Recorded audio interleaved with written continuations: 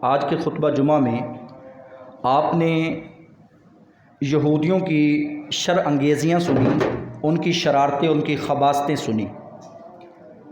جتنی خباثتیں آج ہمارے معاشرے میں اس وقت پائی جا رہی ہیں ان کے اندر یہ ساری خباثتیں تھیں۔ مثلاً حسد کرنا، تکبر کرنا، کفر کرنا، شرک کرنا، اور اسی طرح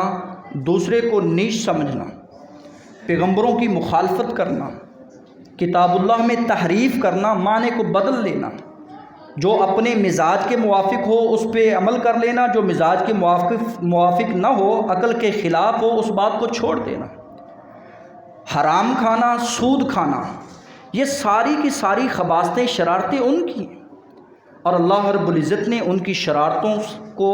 سامنے لاتے ہوئے مجھے اور آپ کو منع کر دیا ہے کہ آپ نے کبھی بھی ان کو اپنا دوست نہیں بنانا۔ امید واثق ہے کہ ہر بندہ یہودیوں اور عیسائیوں کے اداؤں کو، ان کے اطوار، ان کے گفتار کو کبھی نہیں اپنائے گا۔ من تشبہ بقوم فہو منہم، جو کسی قوم کی مشابہت کرتا ہے، اخلاق اس طرح، آداب اس طرح، لباس اس طرح، اور ان کی عادات اس طرح ہیں، لیل و نہار کا جو زندگی گزارنے کا اسالیب ہیں، طریقے ہیں، وہ ان جیسے ہیں،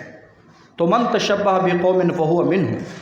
اور جو اللہ اور اس کے رسول کی مخالفت کرے، وَمَن يُشَاقِقِ الرَّسُولَ مِن بَعْدِ مَا تَبَيَّنَ لَهُ الْهُدَىٰ